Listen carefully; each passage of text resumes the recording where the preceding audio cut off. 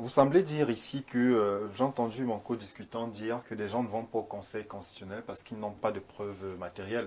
Mais Cabral Libye qui s'est désisté, lui, il s'est vanté d'avoir des procès-verbaux. Donc lui qui était détenteur de ces procès-verbaux a choisi de se désister. Donc ce n'est pas une question de non. Il avait les procès-verbaux, mais il n'a pas dit que c'est les PV de fraude. Qu'il a les PV pour démontrer la fraude. Voilà, c'est donc dire il y a une différence. Cabral a les PV. Il n'a pas dit que j'ai les PV qui démontrent la fraude. Le principe de base, c'est qu'il a déjà les PV. C'est pour cela que je dis, nous devons tenir un discours de vérité. Voyez-vous, si nous nous plaignons de ce que... Parce que ce qui pose problème dans ces procès-verbaux, ce sont les feuilles, ce sont les intercalaires, les feuilles qui sont à l'intérieur.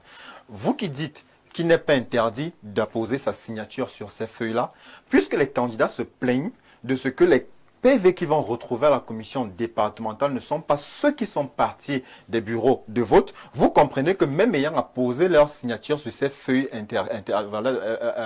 intérieures là, au niveau de la commission départementale, ils n'auront aucune preuve pour dire moi j'ai signé, voilà donc sur cette feuille, mais je me retrouve avec un procès verbal sans cette signature là. C'est véritablement cela le problème. On ne peut pas, à un moment donné, même si on est détenteur de tous les procès verbaux des 31 000 bureaux de vote, il n'est pas possible un candidat à l'état actuel des choses de démontrer qu'il y a eu changement de PV en chemin. Parce que rien n'indique d'ailleurs que lui-même, les PV qu'il a à sa possession ne sont pas des PV montés de toutes pièces.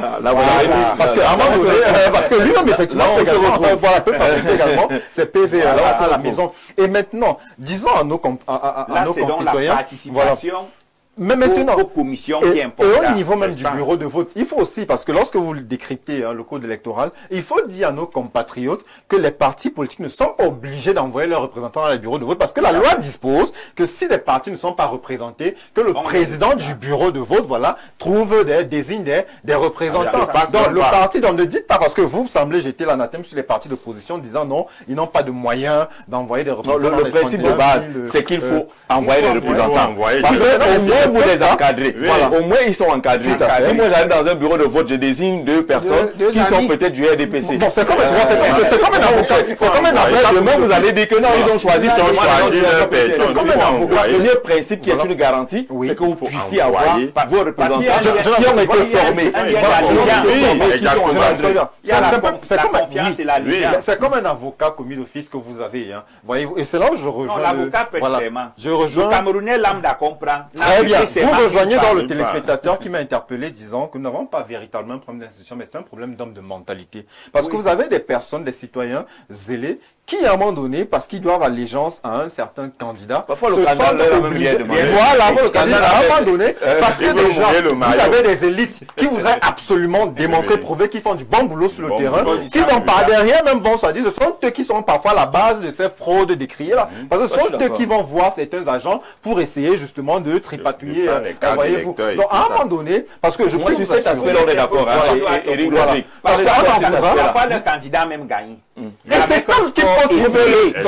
Il faut que ça monte. À un moment donné, qu'est-ce qui vous dit même quand vous voyez un peu l'implantation territoriale du RDPC aujourd'hui, j'aime à dire, et le nombre d'adhérents, d'inscrits qu'ils ont sur les listes électorales, ont-ils réellement besoin de frauder pour apporter une élection au Cameroun? Mais vous vous rendez compte que c'est simplement parce qu'ils voudraient avoir des scores fleuves qu'ils se retrouvent obligés par moment peut-être de passer par des manœuvres dont je n'ai aucune preuve, mais qui quand même nous sont relayées sur les réseaux sociaux. Donc au jour d'aujourd'hui, c'est pour cela que je dis sincèrement. Les questions de mentalité sont fondamentales. Voilà, tout à fait. Donc au jour d'aujourd'hui, moi je dis encore, et quand je parlais de vérité, nous attendons la proclamation des résultats officiels.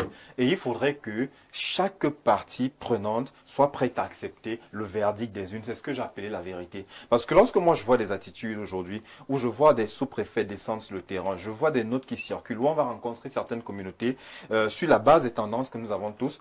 Mais écoutez, Jean-Jacques, quand vous avez remporté un scrutin, vous n'avez pas à craindre une insurrection, puisque le verdict des urnes vous donne gagnant. L'insurrection n'est peut-être pas toujours le fruit de la vérité.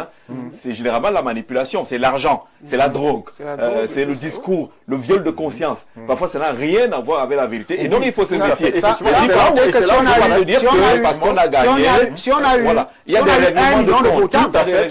1 million de votants, et qu'on puisse envoyer 500 personnes dans la rue, Voilà. C'est là où il faudrait appeler un peu nos compatriotes à la vigilance. Il faudrait que nos compatriotes restent prudents, voyez-vous.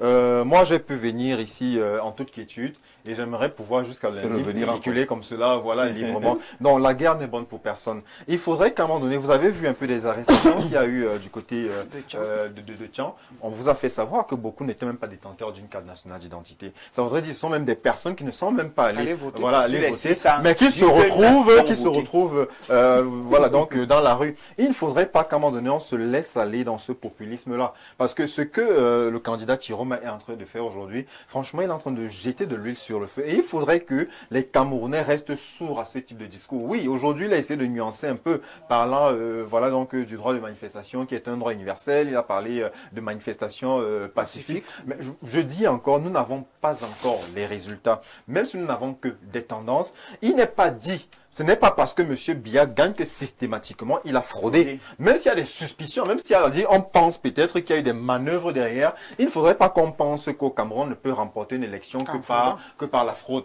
voyez-vous. Donc que nos compatriotes restent encore vigilants. Moi j'ai suivi même des appels, j'ai suivi encore le discours de la base et j'ai été très inquiet parce que je me suis dit, mais attendez, si les organisations criminelles comme celle-là rentrent déjà en jeu, voyez-vous, quand on voit un peu certaines vidéos qui nous sont partagées et certains audios même que nous écoutons, vous sentez qu'en réalité, des gens sont prêts à mettre ce pays à feu et à sang.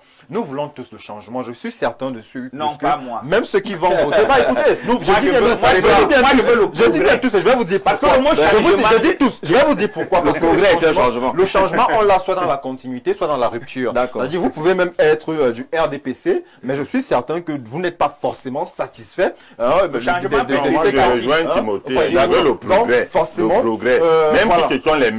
Donc, mais on veut le progrès. Voilà, mais il y en a qui veulent ce changement dans la rupture, alors aussi fracassante qu'elle puisse être. Le Cameroun est merveilleux. Tout à l'heure, on va vous proposer quelques merveilles du Cameroun qu'on trouve dans nos forêts et qui font du bien aux hommes.